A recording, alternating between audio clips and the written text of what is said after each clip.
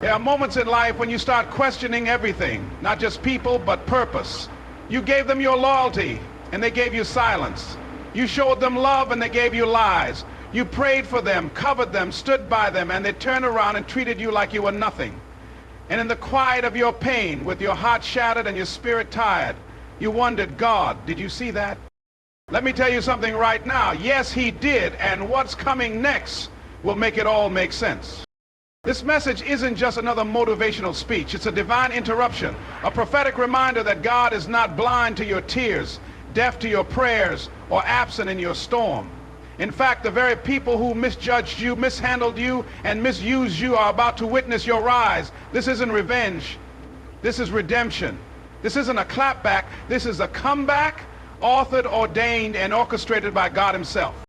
If you've ever felt overlooked, misunderstood, abandoned, or underestimated, then don't move. Don't scroll. Don't click away, because what you're about to hear is confirmation, not coincidence. This word is for the wounded, the faithful, the quiet warriors who've been pressing on when nobody clapped, nobody saw, and nobody cared. At the end of this message, you won't just understand your pain, you'll see your purpose. You won't just remember who hurt you, you'll recognize who held you. And when the dust settles, one thing will be crystal clear. They'll regret how they treated you, but God will be glorified because of how you endured. Let's go. There are moments in life when the pain of betrayal cuts deeper than any physical wound. You gave your best. You showed up when no one else did. You prayed for them, encouraged them, supported them, and loved them, only to be tossed aside, criticized, forgotten, or even mocked. And in the silence of that pain, the enemy whispers, "Where's your God now?" Doesn't he see this? But let me remind you today, God sees everything. He is El Roi, the God who sees. When Hagar was thrown out by Sarah and Abraham, wandering in the desert with her child and no direction, God found her. He didn't just rescue her, he revealed himself to her. She called him El Roi because in her lowest moment when no one cared, God saw her. The same God who saw Hagar sees you. He sees how they mishandled you. He sees how they gossiped behind your back. He sees how they minimized your worth, ignored your loyalty, took advantage of your kindness, and walked away like you never mattered. And not only does he see, he remembers. Scripture tells us that not even a sparrow falls to the ground without your Father knowing it. That means if God pays attention to the fall of a tiny bird, how much more does he see your tears, your frustration, your silence at night when you cry out, "Lord, why did they do me like this?" Your pain did not go unnoticed. Your heartbreak wasn't invisible to heaven. Every lonely day, every overlooked promotion, every backhanded comment, every cruel decision, God has recorded it. You're not forgotten. You're not abandoned. You're not just another person in the crowd. You are his child. Psalm 56:8 says, "You keep track of all my sorrows. You have collected all my tears in your bottle. You have recorded each one in your book." That's not just poetic language. That's a spiritual reality. God isn't just aware of your pain. He honors it. He stores it. He treats it as sacred. And when the time is right, when the season has fully matured, he moves.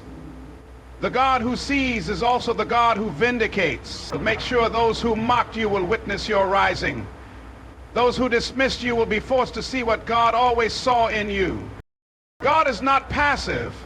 He is not sitting back in confusion or delay. He is strategic, he is deliberate, and he is just. He may not respond in the moment you want him to, but his silence is not his absence. His delay is not his denial. When he acts, it will be undeniable. The same people who question your worth will witness your value. The ones who laughed when you were low will see you lifted, not for your ego, but for his glory. Because God does not ignore injustice. He doesn't let the righteous be forsaken.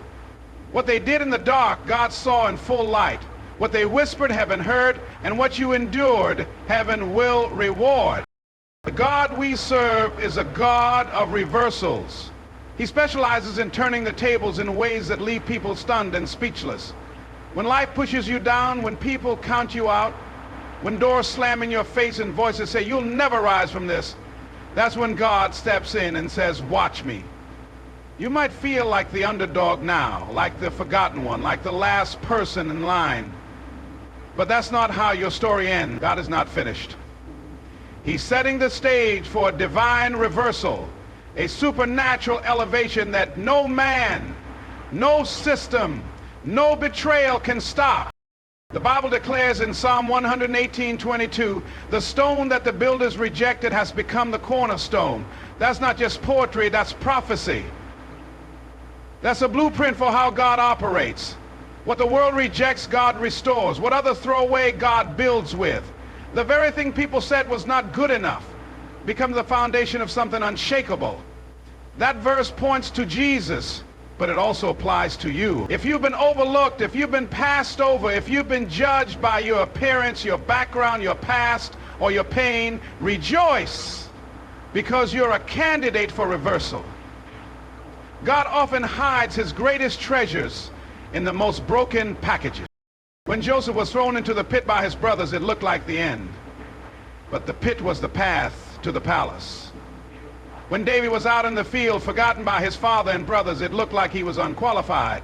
But the prophet passed over everyone else and said, we won't sit down until he comes.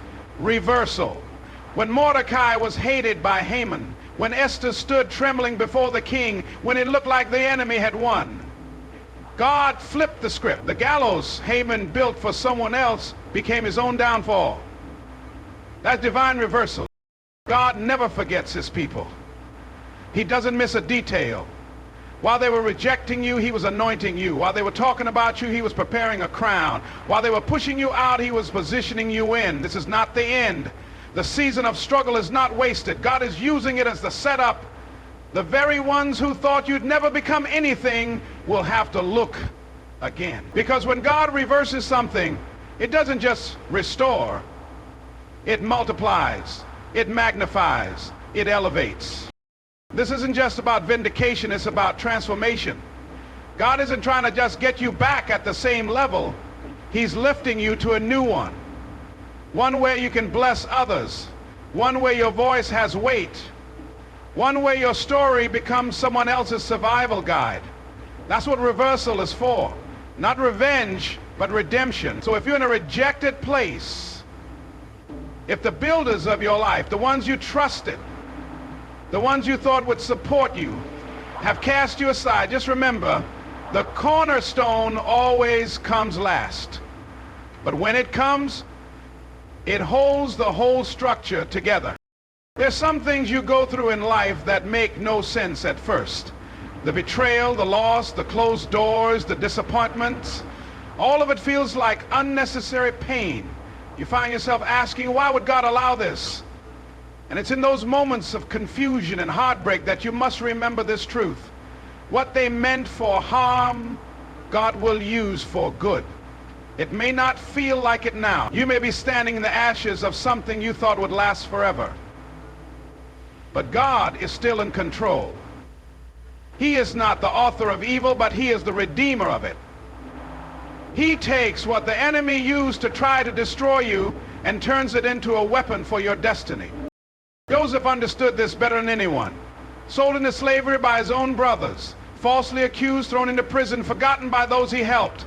Every chapter of his life was marked by pain. But when his moment came, when God elevated him to a place of power, he didn't seek revenge. He looked his brothers in the face and said, you meant it for evil, but God meant it for good. That's not just a testimony. That's a revelation. That's the understanding that pain has a purpose. That what wounded you can also shape you. And what broke you can also build you. God never wastes pain. Every tear you've cried, every sleepless night, every moment you felt unseen and unheard, it's not in vain. Heaven doesn't dismiss your suffering, it collects it and transforms it. Pain becomes the preparation ground for purpose. Before God uses you greatly, he often allows you to be broken deeply. Not to destroy you, but to develop you. Not to shame you, but to shape you. There are things inside of you that only pain can activate. Compassion, humility, resilience, and spiritual authority. The fire that was meant to consume you is the same fire God uses to refine you. Sometimes God allows the betrayal to reveal the calling. Sometimes he permits the rejection to expose where you really belong. You may not understand why they left you, why they hurt you, why they turned their back. But God is writing something bigger than your current scene. The enemy thought he had the final say when they walked away, when you lost the job, when the relationship fell apart. But God said, I'm not done. The end of what they did is just the beginning of what I'm about to do. You are not left behind. You are being set apart. You are not discarded. You are being developed.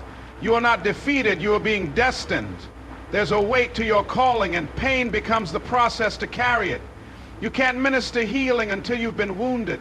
You can't preach breakthrough until you've had to wait on one. You can't speak about restoration until you've been broken. So don't curse the pain. Let God use it. Let him turn it. What they meant to destroy you, God is molding into a platform for his glory. When you've been hurt, wronged, or rejected, the natural response is to react in emotion. Anger rises up. Bitterness tries to take root. You want to defend yourself, clear your name, or even get even. But that's not the way of the kingdom. God is not calling you to react in your feelings. He's calling you to stay in character. Your anointing, your destiny, and your witness depend on your ability to remain grounded in who God has called you to be, not in how others have treated you. You are not responsible for their actions, but you are accountable for your response. Jesus was mocked, spat on, lied about, betrayed by those closest to him, and yet he didn't strike back. He stayed in character. Even while hanging on the cross in agony and shame, he prayed, Father, forgive them, for they know not what they do. That wasn't weakness. That was power under control. That was divine restraint. That was kingdom authority. When you belong to God, you don't need to act like the world. You don't need to match their energy. You rise above it, not because you're better, but because you're called. The enemy would love nothing more than to use offense to derail your purpose. He knows he can't stop what God has planned for you, but if he can provoke you to step out of alignment, he can delay your breakthrough. That's why forgiveness is not a suggestion. It's a strategy. It's a weapon against spiritual sabotage. Bitterness poisons your spirit, but forgiveness frees your destiny. When you hold on to offense, you chain yourself to the moment of pain. But when you release it, you hand it to God and allow him to be your defender. You don't need to prove anything to anyone. You don't need to chase validation. When you know who you are in Christ, you can walk away from the drama, the gossip, the false accusations, not because it doesn't hurt, but because it's not worth your purpose. You are a child of the Most High. You are seated in heavenly places. You are chosen, anointed, and appointed. And the enemy knows it, which is why he's trying to bait you into battles that don't belong to you. But you're not fighting flesh and blood. You're fighting for your peace, your calling, and your legacy.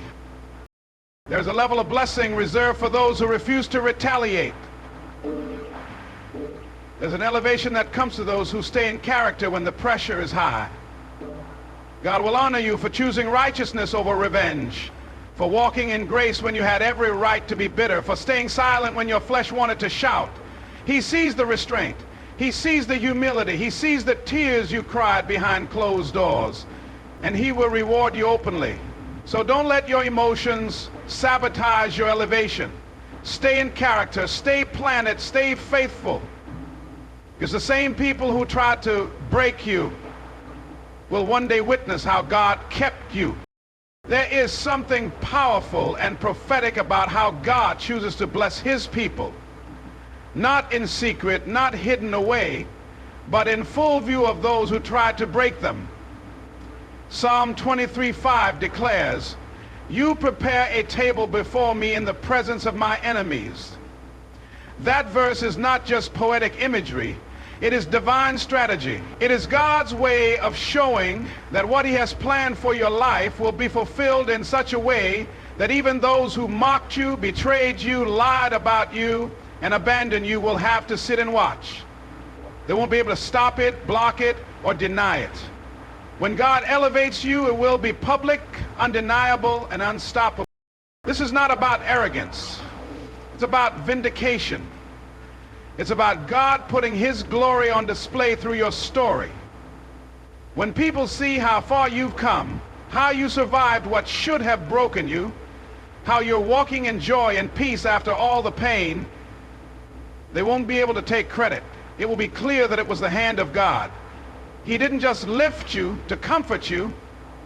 He lifted you to testify of His faithfulness. Your table is not just for you to feast. It's for others to witness what happens when someone stays faithful even in the fire. Think about Daniel in the lion's den. He didn't just survive, he came out untouched while the same men who plotted against him were thrown in. God didn't just deliver him, He made sure it was a spectacle. When Shadrach, Meshach, and Abednego came out of the furnace, not a hair on their heads was burned. And the same king who sentenced them had to publicly acknowledge the God they served. God didn't save them in secret.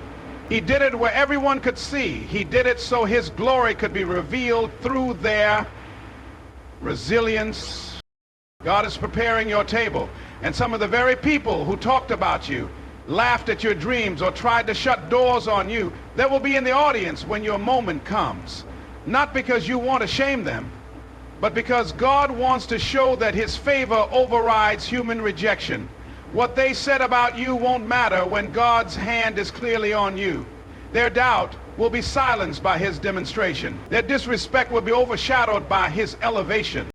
You don't have to seek revenge, prove your worth, or chase validation. Just keep walking with God. Keep your heart pure. Keep showing up even when it hurts. Because the table is being set. And when it's ready, it will be more than you imagine. There will be peace, abundance, honor, and joy. Not in a hidden corner, but right in the place where you were once humiliated. God has a way of flipping the script so dramatically that even your enemies will have to say, surely the Lord was with them. You don't need a stage. God will build one. And when He does, no one will be able to look away. So hear me today. They may have rejected you, mistreated you, laughed at you, ignored your value, and tried to bury your name, but they had no idea who they were messing with. You are not just another face in the crowd. You are chosen by God, covered by grace, and destined for greatness. Every moment of pain has purpose. Every ounce of rejection was redirection. Every betrayal was a setup for elevation. You don't need to clap back. Your character will speak louder than their criticism. Your future will speak louder than their failure to see you. And your God will speak louder than every voice that tried to silence you. So stand tall, stay in faith, keep your heart pure and your vision fixed, because the day is coming, not might, not maybe, but surely, when they'll regret how they treated you. And by then you'll be so blessed, so elevated, and so focused on your purpose that you won't even have time to look back. Thank you for allowing me the honor of speaking into your life today. I pray these words didn't just motivate you, but stirred something deep within your spirit. A reminder of who you are and whose you are. Walk boldly, speak life, love deeply, and never forget. God goes before you, fights for you, and prepares your table in full view of every person who once counted you out. Good luck on your journey, but more importantly, trust in the Lord with all your heart, because with Him, luck becomes purpose, pain becomes power, and delay becomes divine timing. Stay faithful, stay grounded, and watch God do what only He can do. Your comeback story is already in motion. God bless you. Keep rising, keep believing, keep walking.